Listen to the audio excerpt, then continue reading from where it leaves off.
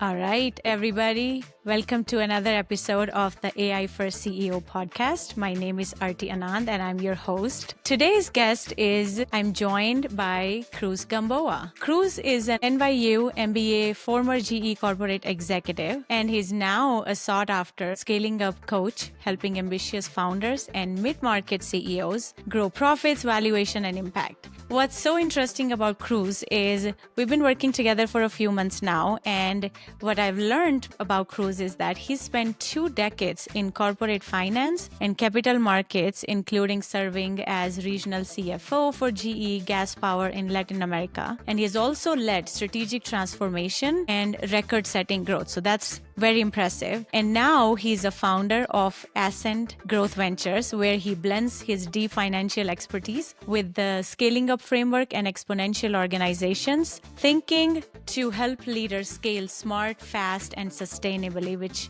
we all know how important that is. And one more interesting thing before we start talking to Cruz is he's also the author of Drive from Within, which is a high-performance roadmap for leaders who are ready to reinvent themselves and scale with purpose. So please help me welcome Cruz. Cruz, welcome to the show. Thank you so much, Aarti. Thanks for the invitation. I was really looking forward to having this conversation with you today. Of course. Oh, the intro. We have, yes, I know. Thank you.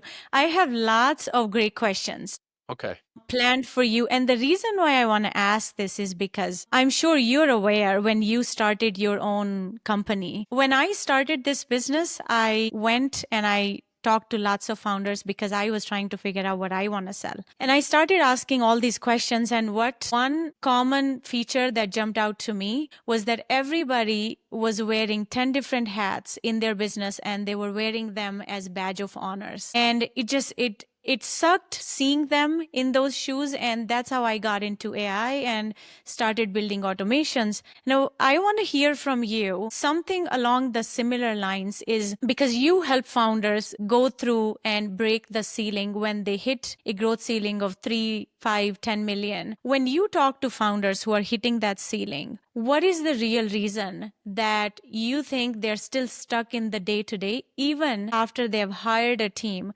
Because apparently hiring a team should help you get there faster, but why are they still stuck doing things on a daily basis if they have a team already? That's an amazing question, and it's one that even myself as an entrepreneur, I am dealing with. And I think it has everything to do with identity, because at the end of the day, I try to use this, I guess, a mantra or philosophy that I share with people is that businesses don't scale until their leaders scale. So I personally believe, now having done this for a while, that the game of scalability and growth is an identity shift game. Meaning you have to become the leader of the company that you aspire to create. So when it comes to hiring teams, like, what it's really doing when you're hiring all these teams is the real question or the real symptom is that you have managers, you have people that are working for you, but you're still the bottleneck. And I've actually come up with a really simple way to typify this situation. I came up with very simple 3 avatars.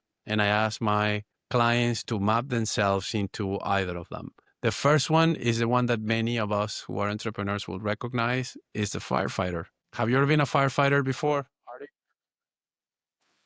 I sure have. Yeah. So, and how does it feel? It feels horrible. It feels like your mind is scattered. You have to be in all these places. You have to, you constantly have to be sort of putting down fires, really, right? That's what you do. And that's not fun, right? Because in the end, we build these companies to achieve our dreams, our mission in life, or follow our calling, I guess. And then here we are a year or 2 later into the thing. We are taking on all these roles, and we feel at times miserable. At times we really question why we're doing it to begin with, because it doesn't bring us peace. And then we believe the problem is the business, when in reality the problem is ourselves. It's our vision of the business. Yeah. And I love how you touched on one topic, which is you stop having fun. right? And then at that point, work is work. It's not fun anymore. You're waking up every day. You're coming in to do the thing on a daily basis. You're not enjoying it. You're on a road to burnout. And that's where things go in the wrong direction, right? Identity shift is very important, and it's you have to lead like a leader and then set an example for your team so they also see the leader in you who's having fun doing the thing, and then they also learn an important lesson is you eventually all of us are trying to build the business to live the life of the freedom, whether it's freedom of time, money, or location. But yeah, it starts with the leader. And if you see them going in the right direction, of course, the team has a good role model to follow. So I love that you started there. So let's talk about something from there, which is a good segue to now that the founder has realized that they need an identity shift, right? And they need to hire not to just scale, but they need to hire from a mindset of what are these people who I'm hiring? What are they going to do? Where are they going to be helpful? So talk to me about the mindset of how do you design your organization for a scale and not just hire for the sake of hiring, if you know what I mean. Absolutely know exactly what you mean, and I'll tell you this: you made a big leap, in my opinion, in thinking that most founders realize that they have a mindset issue. I would say that there's only a small fraction of the founders that I talk to understand that they have a mindset issue. I mean, I think they deep inside they know they have it, but it's really hard for them to come to the realization and come clean and look at that issue as an opportunity for self-growth. Why? We can get into like sort of the psychology of it all, but I think it's really hard to let go of the identity of the person that we were and step into a much bigger identity that feels scary, right? So we talked about the firefighter, but the next level up from there is the operator, right? So now you're no longer like putting out fires, but you're still very much in the business. You're still doing a few things here and there, maybe too much, maybe trying to fix some of your employees' mistakes. And then I think, the ideal level where I would want to see any entrepreneur that is aspiring to scale their company is becoming an architect. So how do we step into that role? How do we break ourselves free from that operator's trap, so to speak? And this is basically one of the reasons why when I came up with my own intellectual property, which I call the 4 pillars of scalable growth, this is very much why I start with the first pillar, which is vision and mindset. Because when you are clear about who you are and why you're doing what you're doing, the strategy and the tactics become self-evident. Absolutely. It's actually, this is now something, it's fundamental, and it's something that is probably worth discussing and going into a lot of depth, because that is the mental shift. If you don't believe that, then Absolutely. it's really hard to have any other conversations, right? Exactly. I mean, that may be just a topic in itself for another episode on the show, which I would love to do again. How do you get them out of that though? Like once they are there and you see them so stuck in that psychology, give us maybe your top framework, or how do you get them out of it? You would not believe the simplicity of this concept. But the minute you reconnect with your actual vision and you give yourself the space to just basically say it out loud, say it without constraints, say it without being preoccupied on how you're going to pay for it, right? Because that's basically that fear is always there. And once you say it and it becomes, and you recognize it as your truth, then something happens inside you that reignites the candle, the light, the energy that got you to start working in the business to begin with. And that's where I want you to be, because from that place, we can create. Okay. So once you reconnect with that vision, once you understand also, and you allow yourself to kind of like say it out loud, how you want to live, how much money do you want to make, where do you want to be living, how is your team going to look like 5 years from now, 10 years from now?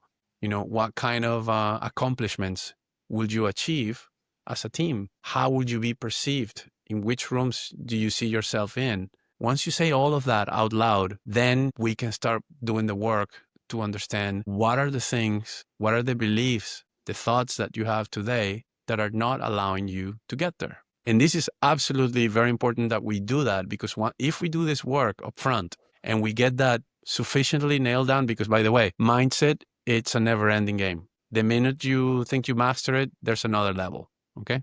That's just the way it is. But this is why we just have to recognize that we're playing the long game. Okay. And allow ourselves the grace to go through that process and take the steps, the necessary steps that we need to take, ask for the right help, and then go through this process of the self-discovery, reconnection, clarity. And from that clarity, all the answers kind of like reveal themselves. So how does that happen? For example, once we get through the vision exercise, then we look at the beliefs that are basically holding you back from being able to express that identity of yourself that you already are, but you just need to kind of let go of the weights that you have on you. And then once you identify, there's usually, honestly, this is like a Pareto effect, right?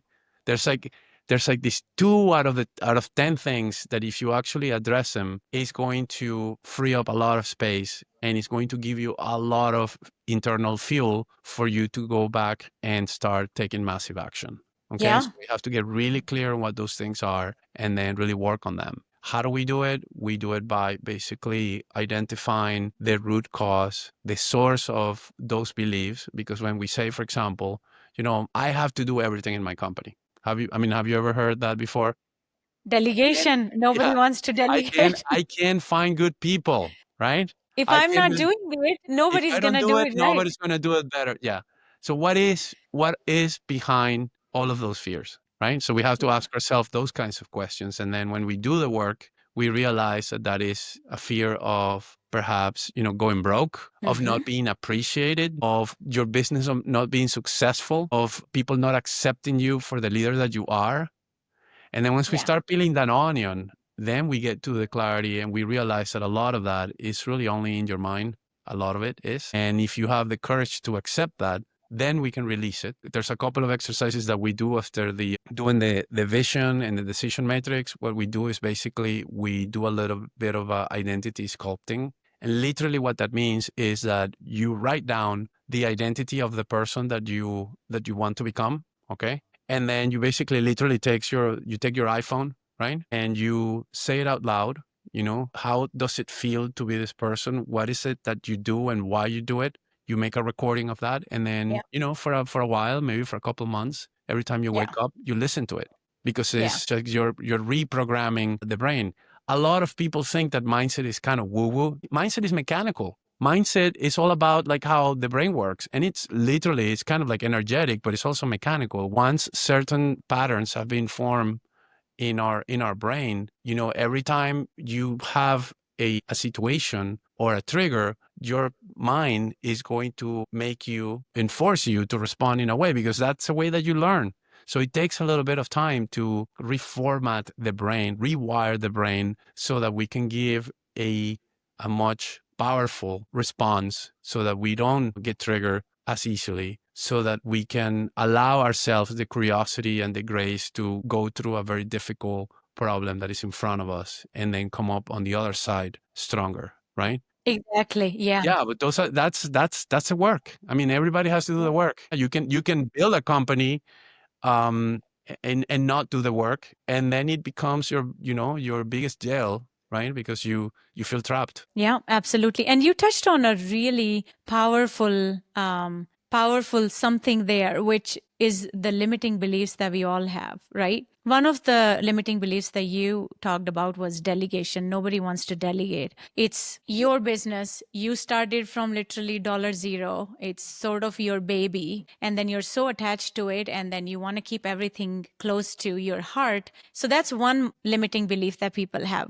Talk to me about a couple other, limiting beliefs that you've seen as you worked with founders. What are those limiting beliefs that keep showing up in conversations over and over and over again? There's one that is very close to me because it happened recently. It is basically this belief that people cannot make mistakes. Some founders don't deal really well with people that makes mistakes. And obviously, when I say that, I have to be careful, because if you have an individual who's always making mistakes, even after training, even after coaching, even after years of work, then yeah, definitely you have a problem. But what I'm talking about is just people that are they're picking up a new task, a new job, or are trying to learn. And a lot of founders forget that they got to where they got by making mistakes. They forget that.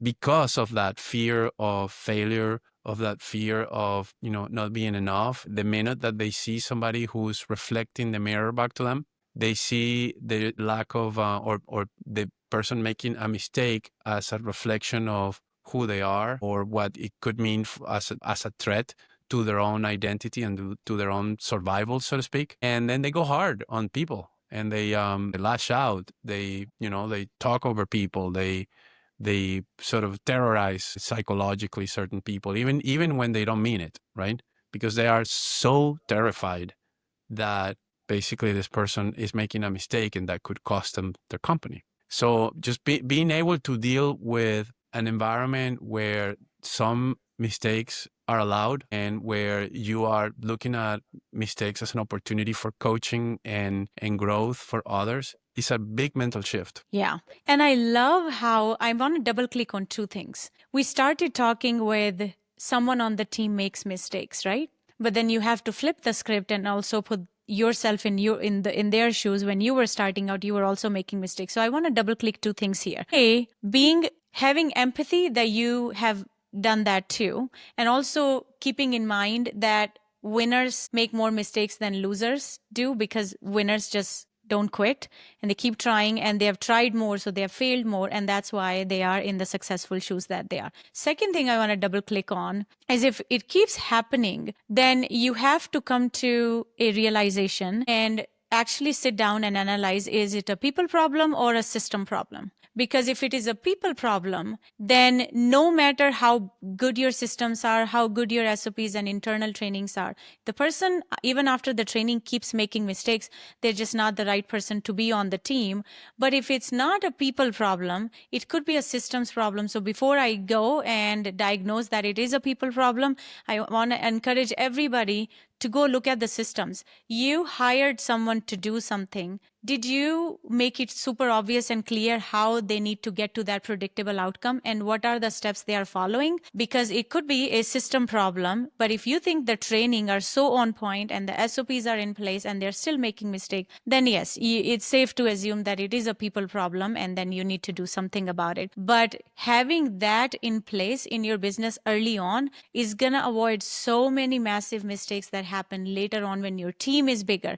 You're not one-on-one with everybody, and there is a hierarchy, and you're talking to VPs and VPs are talking to the staff, and it could be a big mess. So that's why systemization, which is what you help people do, comes in early on. And before you think about scale, just like Cruz mentioned, think about systems first, because systems is going to help you get to the scale that you're trying to get to. So with that, I have a follow-up question. Where do you think in this age of AI, think about systems? First thing I think about is leverage. I'm creating systems because I want to free up my time. Mm-hmm. That's how I'm building leverage for myself. If I'm doing something weekly, monthly, daily, I don't want to touch it again. I want to automate it. Can I systemize it? And so where do you see AI in all of this and automations? What role is it playing in helping people build leverage? It's a huge role, right? I mean, I think the problem that I see, and this is I've been influenced a little bit by the people that I hang out with, because I hang out with the OpenEXO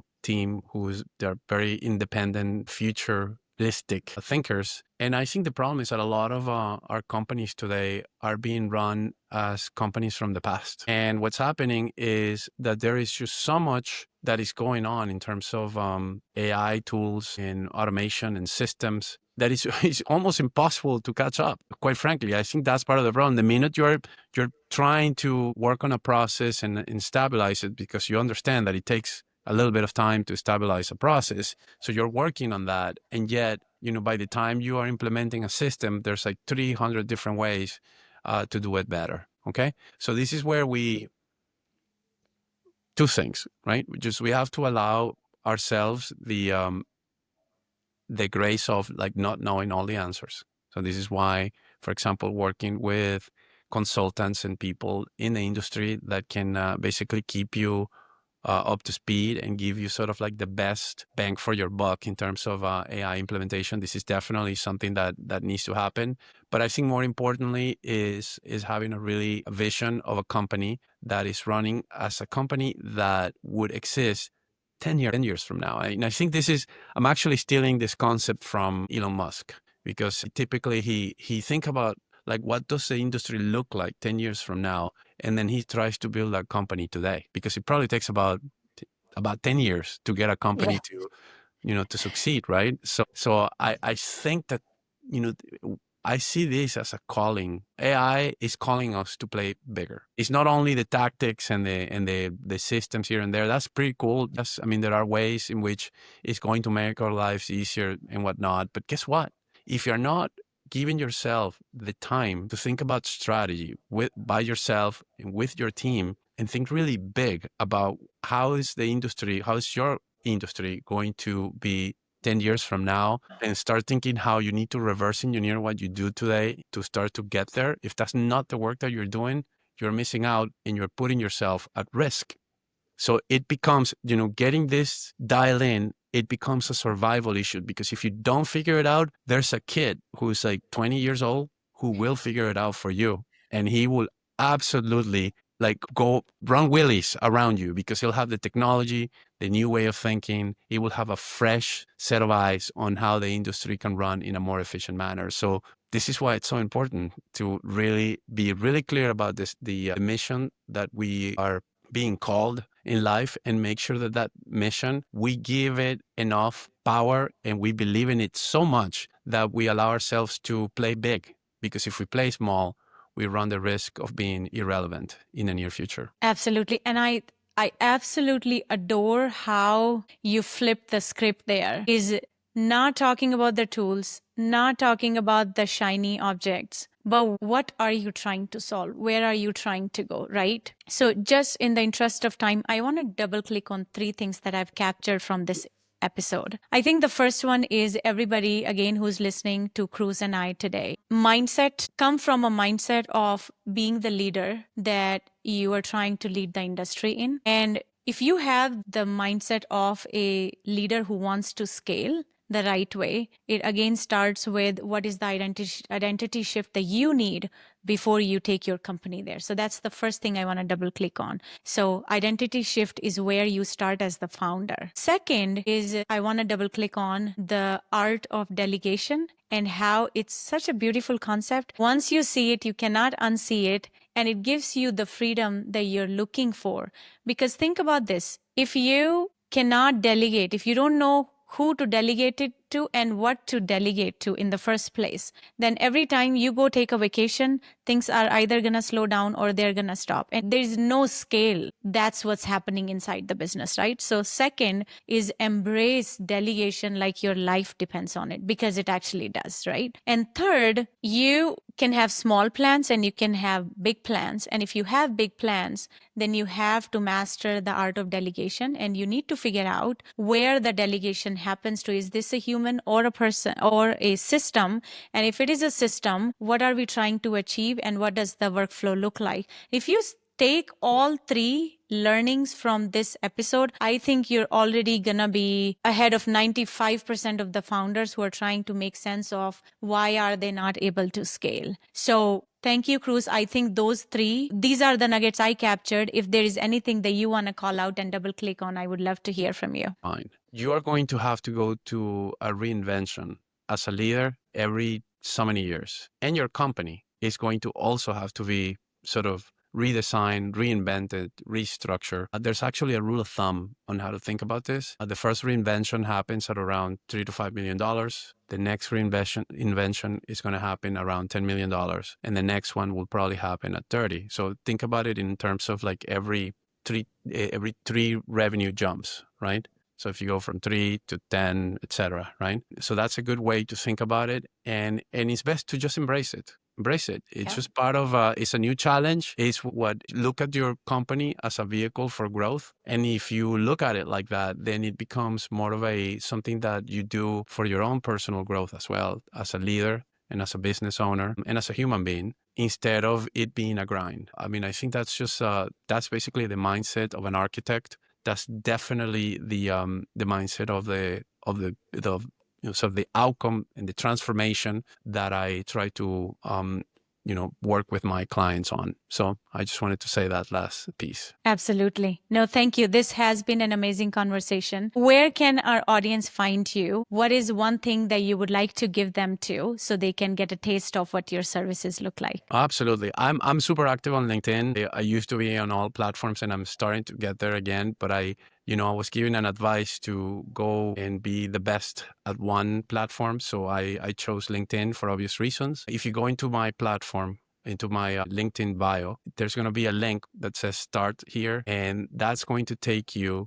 to my scorecard. So look for the scorecard and just identify whether you are in a firefighter mode, operators mode, or architect. Even if you have that as an insight, as a takeaway from that survey, which actually takes a minute and a half. I've timed it. It took me one time, I was able to do it in 1 minute, 10 seconds. So it's really quick and it's just packed with insights for you to take on and apply in your business. So thank you so much. I look forward to having another one of these, Aarti. Absolutely. No, this has been a blast, and I want to appreciate and thank you for your time. I'm sure many of the leaders learned a lot from this episode. I hope so. But we're going to keep having these conversations and keep bringing you back so we can just jam on other topics like this. So thank you for sharing your expertise. This has been really fun. Thank you, everyone. And we'll again touch base with you on another episode of the AI for CEO podcast. So thank you for listening.